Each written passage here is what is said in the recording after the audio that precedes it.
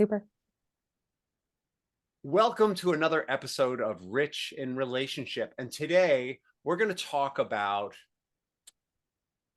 fueling your relationship with play, or maybe the importance of play, depending on how you look at it. And let's face it, as children, we're really good at play, but somehow when we become grown-ups, and I'm using that quotation mark because I'm not sure I'm there yet, play seems to become more and more elusive, particularly in our relationships. Relationships are hard work. You've got to, how do you make a relationship work? With commitment and hard work and stick to itness. And that sounds like the opposite of play. And we're going to be interviewing Joanna Fortune, who's a psychotherapist, and she's the author of Why We Play, How to Find Joy and Meaning in Day-to-Day Life. How are you today, Joanna? I'm really good. I'm delighted to be speaking with you about this, such an important topic. Yeah, I'm excited to have you here. I mean, I've been called worse, so that worked. Yeah. Been a psychotherapist? Yeah. There was this cartoon character who used to talk like that. I think it was Sylvester. He'd say, "Fuffer and fuckatash." I'm kind of That's right. Yeah. I a remember little well. tongue-tied today. So, Joanna, how did your heart lead you into the realm of psychotherapy and ultimately into the realm of play? For me, it started really early. I was 16. I found a battered old copy of Freud's introductory lectures in a secondhand bookstore, and I bought it. And I read it, as you would at 16, and thinking, I know everything, and actually understood very little of it, but was interested enough to go, I'd like to understand this. So I was really interested in understanding what makes people do the things they do, say the things they say. I've always had a really curious mind, I would think. And I guess that also answers the second part, what brought my heart towards play.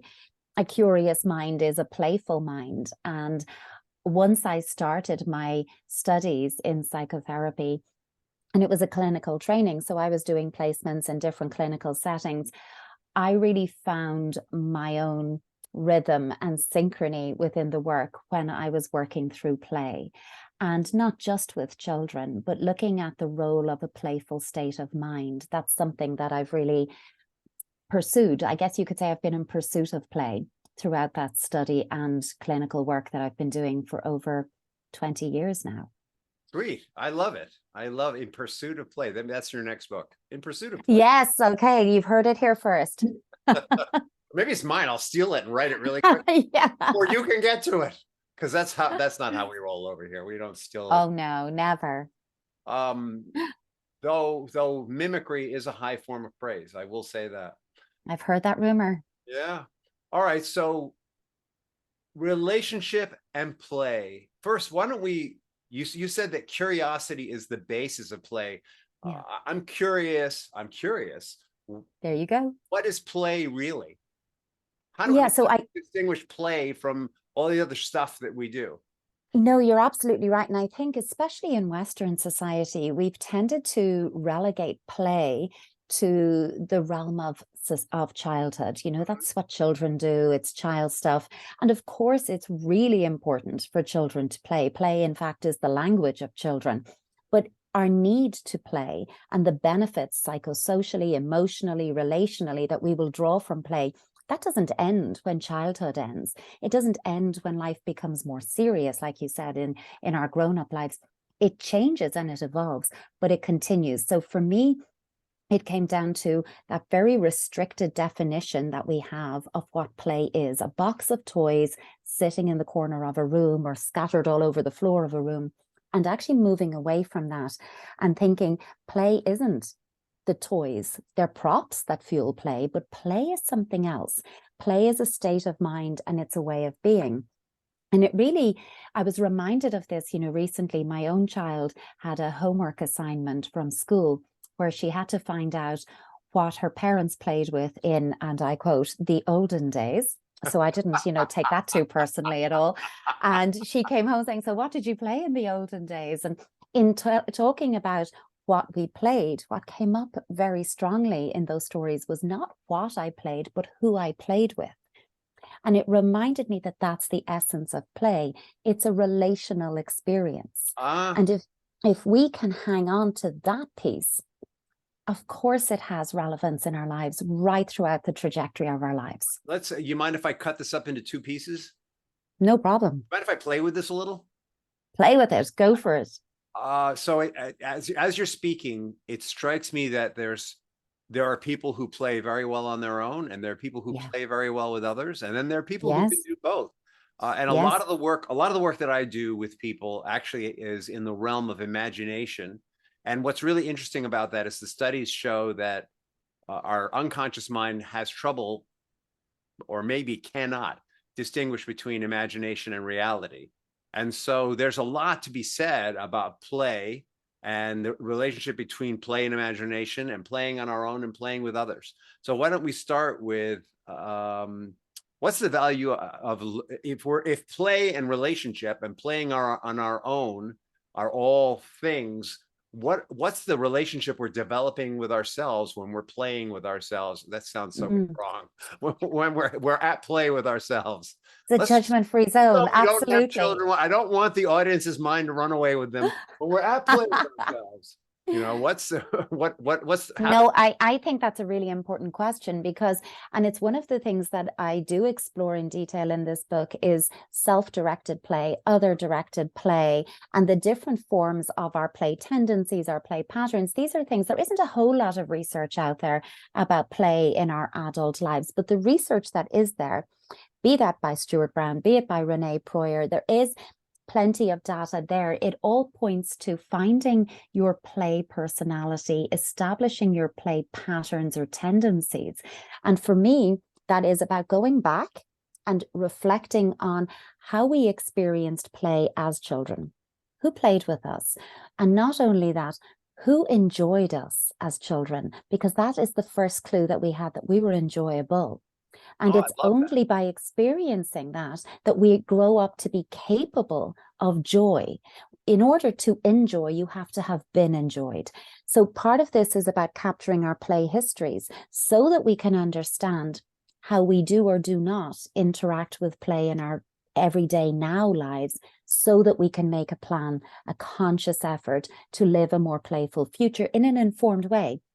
This isn't just about saying, we're just going to blow bubbles. I'm going to have you blow bubbles, but you'll know why you're blowing bubbles and what role that's going to serve.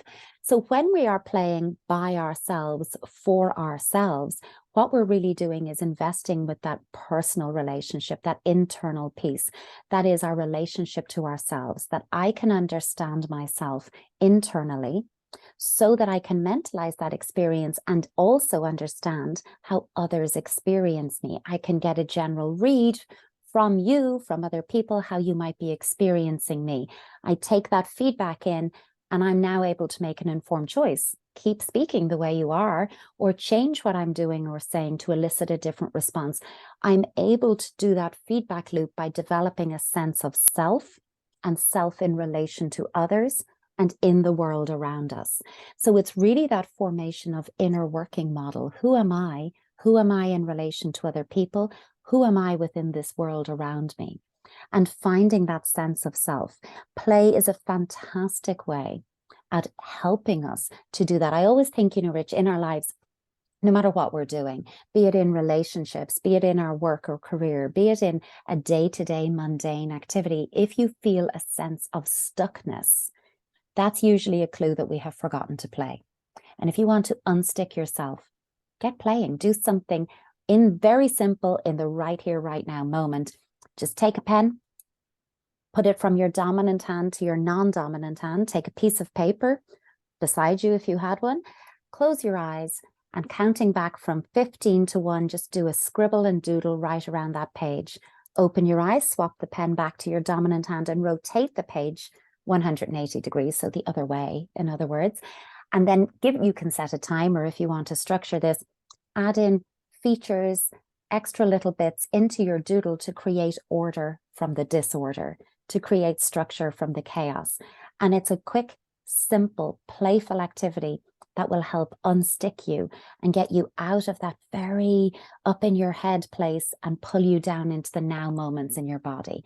And that's really what this is about. This isn't about saying, here's yet another thing to fit into your busy Yeah, task-oriented life. let's create a task called play. Exactly. Yeah, You know that's what you know the what I was thinking about this opposite. as you talked about the left hand and the right hand. I was thinking about Mm, I have to say, here's a true confession. I watch a lot of screen product that I believe, based on the content, is geared toward adolescence. Probably because I'm only about 6 years old and I hope to be adolescent. Like, so like when I'm exercising, there's this show I've been watching called All American, which is definitely adolescent candy. And but one of the themes in the show that's been really interesting, it's all about American football. okay. An American football player, and he's really serious about winning. He's African American, and the only way he feels he can make his mark is if he becomes an All-American and if he gets into the right college. And he's always want to win. And the recurring theme is like when he's most stuck, Yeah. someone comes in and says, "Yo, remember what it was like to just play football?" You know, and that always unsticks him. So like there's this constant tension in here. And I think it's really relevant actually to teens and adolescents, you know, Yes. who like when I was a teen, we actually were still allowed to play a lot. But now when you go to kindergarten, you pretty much need to know what your major is going to be in college. You know, there it's much more directed for these kids. Yeah. So I think this idea of, hey, remember what it was like to play has become a lot more relevant for them. I totally agree with you. And it's really about getting back to what the desire was, the joy, the passion, the pleasure in everything that we experience. And of course, there's a certain point of our lives when there is a seriousness. I don't mean to infer there isn't in adult lives. And I also think there's a certain point, especially in our early career development, when taking the job as the thing that we're most focused on and devoted on could actually serve us very well, at least in the short term. So we might relinquish our playfulness and really get very career oriented. It's if we relinquish the playfulness for a prolonged period of time and we don't return to it, that's when we're going to see that impact play out in our lives. That's when we're going to feel that deficit. And how it might symptomize itself is that we will lose the passion and the joy in the job. We'll stop enjoying the thing that we were doing. We'll forget what was so enjoyable about it. Yeah, I guess it is about joy. I mean, I'm thinking about this is really deep. By the way, this is Yeah. really deep. You know, I'm thinking about when we approach life or our relationship is what we're talking about. Let's stick to our relationship. Mm, I work with a lot of couples, and when the couples are mm, really meshed in, it's all her fault, it's all his fault. If only she yeah. would do this, if only he would do that, they're really serious, right? And Yeah. they are working on the problem. And what's Yeah. absent is what brought them together in the first place, which was the pleasure they took in each other, the fun Yeah. they had together.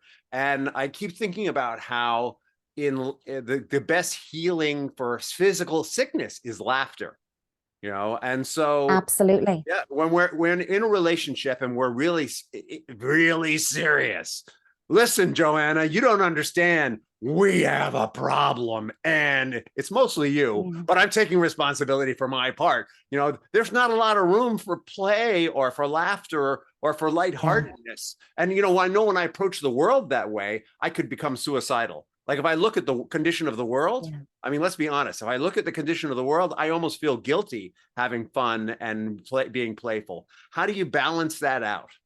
No, I can relate to so much of that. And I think, play is an essential part of what keeps us connected as adults.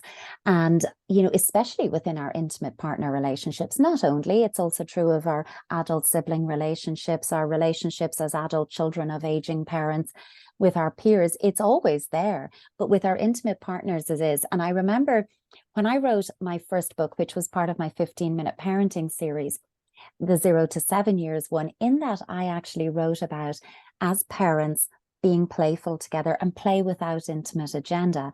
If you're doing the dishes, make it a bit of a sports commentary. Joanna passes the dish to Rich, Rich does it, oh, it's a hit. And you do that whole playful narrative. And I remember being interviewed on that book, and the interviewer saying, so I read that and it made sense. I mean, cognitively, I got it. Yeah, I was like, yeah, that makes sense. I could see where you're going, but I could not do that. I would be cringing doing that. 4 years after that book came out, I'm writing an entire book about play in the life of adults. I think there is a shift in this. I think when people come to us in a clinical setting and they're coming so focused on the problem, I'm here with my problem. I'm here because there's a problem. I need to make sure I really get through to the problem with you. And it's very problem focused. And we have to look at it going, the problem is what brought you here. But there was something else that brought you together long before this problem existed. And it's really about reestablishing that part of what keeps us connected as intimate partners. Where is the playfulness? Like you said, laughter is such a good medicine, because laughter releases, authentic belly laughter really releases that residual tension that we're holding on to within ourselves. And I not dissimilar to yourself in my work with adults, with parents, with couples, I hear more and more about how even intimate life has become very functional, rushed, task Yeah, oriented, because there's yeah. I kids and heard there's jobs and there's Tony things to Robbins do. popularized the idea that you should schedule intimate physical, you should schedule sex, Yes. because then you're making it a priority. And I thought, well, I could see how that works, but he did end up divorcing that woman, by the way, that he was scheduling sex with. Just for the record, that didn't work out so well for them in We don't terms know of, what caused that, but yeah. I think what's really important in the scheduling, because scheduling brings up a piece of structure, putting some structure in. We will make sure that we do not overlook this part of our lives. But the trick with structure is that structure is bendable without breaking. It is flexible, it is adaptable. If you become, well, it's Monday at 7 o'clock, this is what we do at Monday at 7 o'clock, then you've actually dipped out of structure. You're into rigidity. And no fun was found in rigidity. Rigidity exists to kind of tell us not to have fun, just do what you're supposed to do. If we can keep it in the realm of structure where we make a commitment to each other, we will not forget each other this week. We will not forget to pause and connect. How we connect, that we will be flexible and adaptable within, but we will connect. Then we're actually going to prioritize fun, pleasure time, and playfulness between us. And I think that's what's really, because especially people who are racing with young children who have so many demands, and they're working and they're juggling childcare and school pickups and activities and hobbies and play dates and everything in between, it can be hard to catch your breath. And what you don't want is to feel that your intimate life has become a duty and a chore, because you're just taking all of the creativity, the magic, and the opportunity for a moment of meeting, that true connection, an opportunity for shared joy together, is being contaminated with rigidity. We got to do this. This is just yet another thing I have to do this week. And I really think that, when we're in that kind of, if we can use intimacy in a playful way, we're really investing in aliveness in our relationship. And that's how we find each other. And that's really what it's about. It's the little things. And intimacy, as everyone knows, is broader than sex. Intimacy is about connection. And that just brings us back to, if you want to be connected, you want to be playing. And so there's a lot in that. Actually, first, I just want to call out two things. The first is the party line at Rich in Relationship is that the basis of intimacy is caring, communication, trust, and empathy. And those three things are very intimately related also, that it's very difficult to have one of those three without the other two. But it's interesting to me, the idea of play could actually, I could see play as really, maybe that's like the fourth leg. I hadn't really thought about it, but I like it a lot. And now I want to give a shout out to my grandparents, who they always played games together. They always played backgammon or card games, or they played hearts or bridge or spades. They were really clear about the value and importance of that. And it's interesting to me how, I don't know about the rest of y'all, but how that sort of slipped aside in some ways in our time. My children are very good at reminding us, my adult children are very good at reminding us, the parents, of the value of play. But I could really see elevating that. And I also want to call out, this is actually three things. Sorry, I broke my word to you, Joanna. The third thing is, it's really, play could be as simple as, having date night.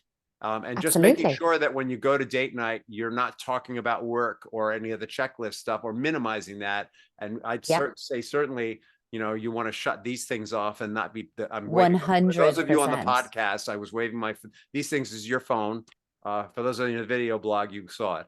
But, play doesn't have to be necessarily a game, but it is an attitude.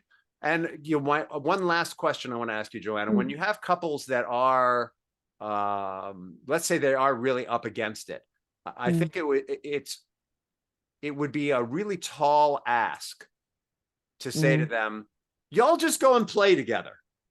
So how would you suggest, if there are couples listening to this who are Yeah. really enmeshed in some kind of conflict, or they've been conflict avoidant for so long that in either case they're afraid to play, how would you suggest that they sort of ease into this as a practice?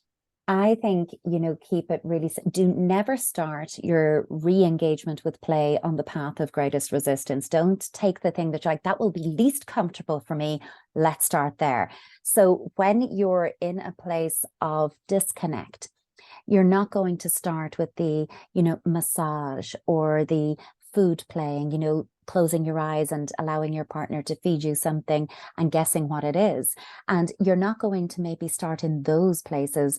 But where you can start is maybe playing a fun car game on your way to your session, on your way home to your session, when you are going between somewhere.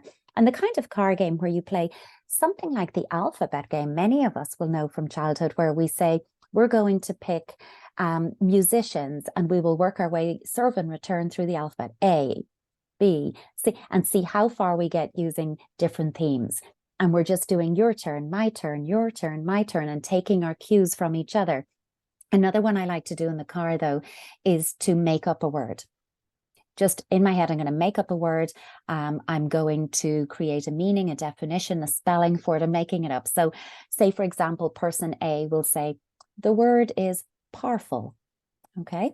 And person B is going to repeat that. And you say, powerful. And the second person has to spell the word Parfil.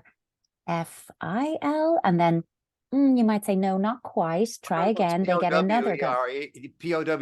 It's powerful. Come on, Joanna. What do you mean? This KAR. is it. But you're going to make it up and you can give a definition. It's a verb, it's a noun. You can play with language. Got it. And by making up the word, you're saying, let's just be silly. Let's not take I a love it. dictionary word. We're just going to make something up. And I think you do things like that. Or after the happily ever after, what another one in the car is we pick a fairy tale. What happens after Cinderella marries the prince? What Love it. happens afterwards? And you make up a story with that. And it can be short, sweet, succinct. I think, doing activities that involve turn taking, reciprocity is a healthy investment in relationships, because healthy relationships have high levels of reciprocity. When we're not able to do that with and for each other, our relationship's in trouble. Love And it. that means when I need something, I am secure in my relationship. I trust my partner to be able to be there for me. And they can do that secure in the knowledge that when they need something, I will be able to lean in and give back to them. So let's do play that fuels reciprocity. I think that maybe this is one of the most fun and provocative podcasts we've done in a long time. Really nice. Joanna, how can people find you and how can they find your book, Why We Play? Yes. So for anyone watching, here's the book, Why We Play. You'll find it on all online platforms. It's in stores as well. You'll find me on various forms of social media. I'm probably best on Instagram. You'll find me at Joanna Fortune. On Twitter, I'm Joanna Fortune. And those are places to connect. On Instagram, I'm going to post some playful reels every now and then, giving us some practical play activities. We've got some fun ones up there at the moment. A lot of it is about play in our adult lives. And if we can be playful in our adult lives, we can be playful with other people in our lives, be they our children, our partners, our friends, or our colleagues. Love it. I love it. I think that the idea I'm really going to explore, this is my personal takeaway besides my relationship, is what does it mean to be at play with myself? I think that's Yeah. I don't think I really think about that very much.